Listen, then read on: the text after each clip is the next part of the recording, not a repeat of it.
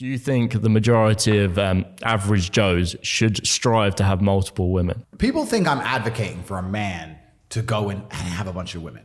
That's not exactly what I'm doing. What I am saying is that female nature, not even masculine nature, female nature is, if they find a man of high enough status, that they're happy for him to have multiple women. That's the point. It's an observational evolutionary biology. It's not me sitting trying to tell men what to do. Do you think they could have the same kind of connection if that man isn't loyal to them and only them?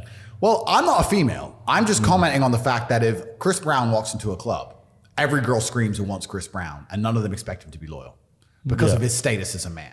So, but then would they be loyal to him though? I think they would. If you look at a history book, every king, every sultan, every emperor, every sheikh, every ruler, they all had multiple wives, mistresses, and they were all loyal to him. Because they're top of the pile. Because they're top of the pile. But were they worried that they were going to get killed back in the olden days when it's like the king and stuff, and if they did something against him? Yeah, I know what you're saying, but if you look at the world today, I'm telling you right now, if you're a very famous actor, for example, and you decided you want to have 3 girlfriends, it would be very easy for you to have 3 girlfriends. Now, those girlfriends would get a lifestyle off of you, of course. They would benefit from sharing you. They would take away a lot of their jealousy and it'd be replaced by gratitude because of the lifestyle they're being afforded. But that's because you're top dog. So I'm not sitting out here telling every man, go get a bunch of multiple women. I'm saying that women themselves have shown us that if you're a high enough status male, your idea of being sexually exclusive to them isn't all that interesting overall. It was different previously, perhaps, or I understand some people are happily married and some people don't like the idea of the things I'm saying. That's fine. I'm just making a commentary and I'm speaking from personal experience. If I were to go out and meet a new girl and she were to sit with me and talk to me, and someone were to say at the end of it, do you think he's going to be loyal to you? She'd go, well, probably not. Do you want to see him again? Yes. That's the reality of the game. That's the way it's always been. Do you think it changes when they're looking to settle down versus to have a fun lifestyle? And then again, it's interesting because there's another interesting observation in terms of when women decide to settle down, right? Because women don't often want to settle down at the peak of their sexual options and value. Women are seen as most valuable, let's say at 23 or 24 or whatever. When they're most valuable and they're most beautiful and they have the most options and the most Instagram DMs and the most invites, they don't want to settle down. They want to go to Dubai. They want to go to Hong Kong. They want to go to Miami. They want to run around. They want to have all this fun. They want to party.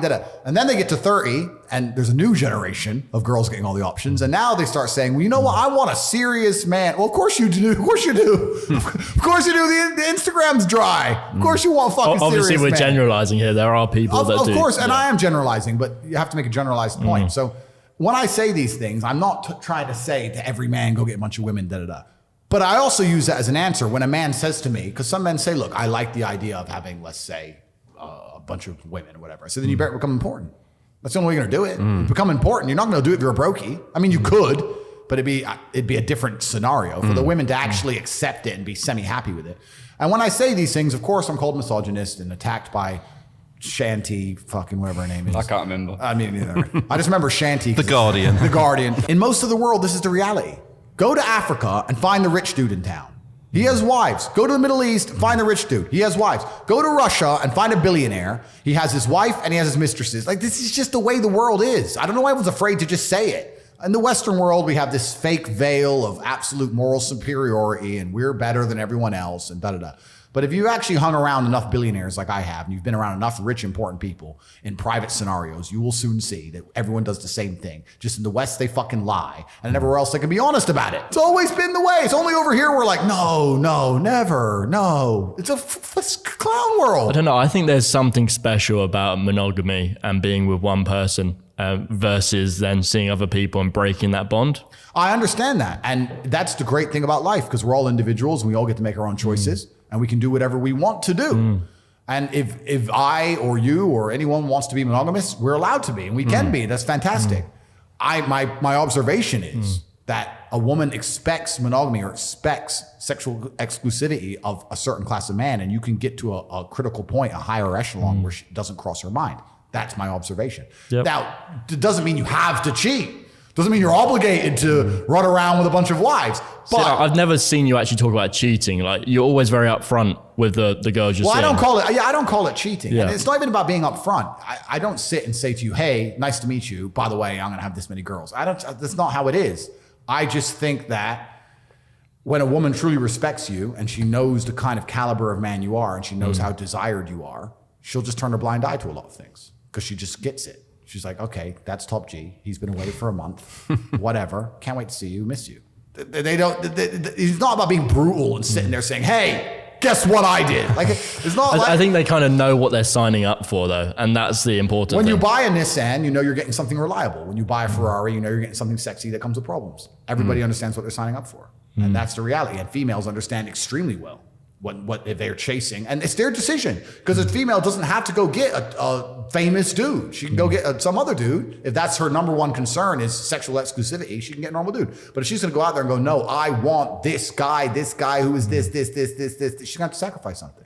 You have to sacrifice reliability with your Ferrari. That's the game. Once you get to that kind of higher echelon of men, that level, how do you tell whether a girl is a gold digger or just wants a nice lifestyle? It's a good question. But I don't see why men are scared of gold diggers, because they can't get gold unless you give it to them. You must be a total bitch to like accidentally get gold dug. Buy me this. No, fuck off. Well, you must be a dummy. Yeah. And then also... Well, a lot of guys aren't strong enough to say no, are they? Because maybe that girl is a little out of their league, shall we say? Yeah. So that's why it's not a no. And it's a gray area, right? Because also, I don't think there's anything wrong with a woman expecting a nice lifestyle. I think it's all relative, right? If you're a normal person, or even in a normal couple, a woman still wants her man to provide and protect and work and pay for the house and the family. Women expect you to provide and protect. It's evolutionary. That's how we're designed to be. So I don't think a woman expecting a lifestyle from a man is a bad thing. If I was a woman, I would expect a lifestyle, that's for sure. And depending on your man's lifestyle, depends on the kind of lifestyle you expect. And then it gets into a blurred line of people say, well, she's just with you for money. I'm like, well, if she's just with me because I take care of her problems and I make her feel happy and I make all her stress and anxiety go away and she gets to have fun with me, you're saying that with me for money. I'm saying she genuinely likes me because that's what I provide. Because I provide. So all those things end up with her having genuine emotion for you. So unless it's like a straight transaction, like a day rate, unless it's like a straight transaction, what happens is if you take care of a woman, people say she's gold digging, but if you take care of her, she'll genuinely love you because you're genuinely the person who gives her nice things and takes care of her and makes her smile, makes her problems go away. And then you look at it in the inverse. If she's with me only because of my competence and my money and my capability to bend the world and my power, and you're calling that gold digging, and I call that genuine attraction. You look at it the other way around, and I'm with her because she's happy and makes me smile and she's gorgeous. Am I just with her for her looks, or am I genuinely attracted to her? So attraction's a blurred line. It's hard to draw where pure gold digging is. Gold digging is, hi, buy me this. I don't even like you. I'm not sleeping with you. Get me this. But then if you still do it, you're a dumbass. So that's the red flag you would look for to determine the difference between the two? But women aren't stupid. Women are actually, listen up, Shanti. Women are smart. Women have instinct. Women are very instinctual creatures. I believe in women's instinct. In fact, I believe to the point, like 3 of my PAs are female. And I've had them say, I got a bad feeling. Don't race the cars around today. Stay home. I'll stay home. I'll listen to them. So I truly believe in female instinct. Women understand things very well. And there's not a woman alive who's stupid enough to see a man like me and meet a man like me and go, I can get money out of him, and I don't like him.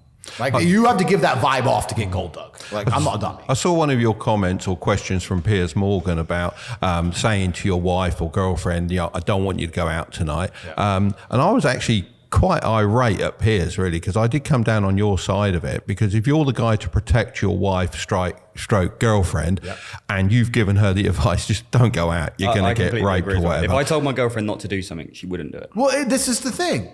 We're living in this world now where they're going to try and pretend that authority and responsibility are not linked. If I have authority over something, or I have responsibility for something, then I need to have authority for it. If I have responsibility let me try and choose something that won't upset the fucking shank. I think it's the authority, isn't it? When you say that word, it upsets them. But it does. But it upsets them because it's semantics and they're slave-minded. But let's take something very simple. Let's take a car, right? If I'm responsible for that car, means if I park it somewhere and it's not supposed to be parked, I am punished because I am responsible for that vehicle. Yeah. Then I must have the authority over that vehicle to be able to move it, to be able to sell it, keep it. I must have authority over it. You can't come along to me and say, you're responsible for this, but you can't move it and you can't influence it. You cannot have responsibility of something you do not have authority for. The captain of a ship, the reason he's responsible for the ship and he has to go down with the ship is because he has authority on the ship. Everything that happens on the ship is because of him. If he gives orders and everyone ignores him, then he has no authority, which means he's not responsible for the outcome, which means he doesn't go down with the boat. So trying to de-link responsibility and authority is ridiculous. If I am responsible for a woman's safety, that I must have authority to make decisions regarding her safety because I'm responsible for it. I think the issue comes when you relate it to a car and it's like, that's an object. And then What they else? see Completely. the woman being what an else, object. But what else can I relate it to? Yeah, no, that's fair enough. But I think that's where they're getting the whole like, oh, I own that person and it's a sovereign completely. individual. Yeah, the But it's slave. her choice to listen, isn't it? Well, You're not that making her do authority it. is given. So It's a given. The slave mind has a mental breakdown because of the analogy I used, but they completely missed the point. But yeah, the authority is given. If she were to sit and say to me, I don't want to listen to you. You have no authority over me. I'd say, that's fine. Then I have no responsibility for your safety. Enjoy your nice long walk in the middle of the night.